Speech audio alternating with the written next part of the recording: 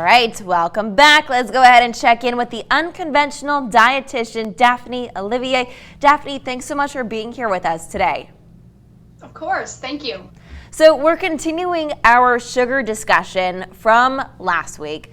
So the big question is there such thing as a sugar addiction?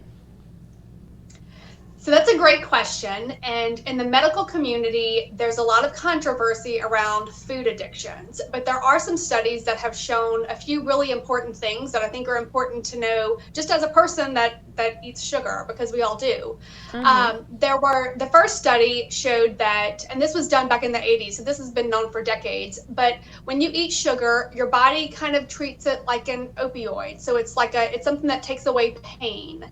And so I think that's interesting. But when we're talking about addiction, there was a study done, again, probably about 20 years ago out of Princeton. And in that study, they were looking at rats. So we know that rats are not the same as humans, but there's a lot of correlation. They were looking at rats and they gave them a sugar substitute that was equivalent to soda. Okay. It had the amount of sugar that soda would have.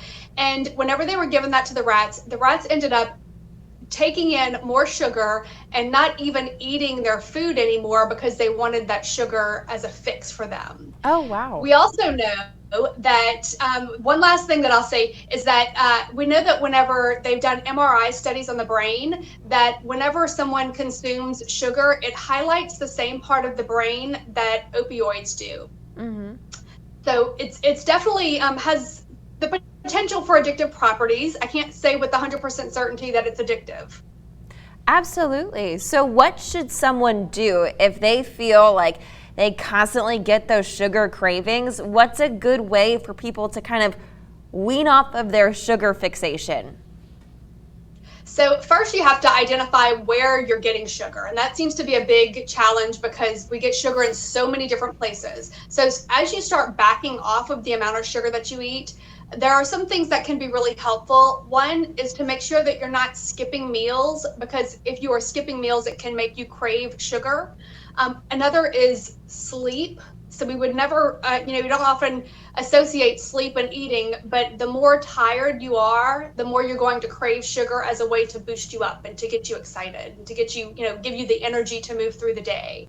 And then the third thing would be make sure you're getting enough protein with your meals, because protein can curb the changes in blood sugar that are happening that are often associated with craving sugar. This is all great information, great advice. Daphne, we're out of time, but if people want to contact you and ask you a health-related question, how can they?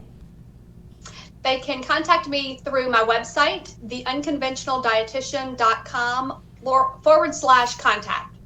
Awesome. Daphne, thank you so much for joining us virtually to continue this sugar conversation. Thank you for having me. Of course.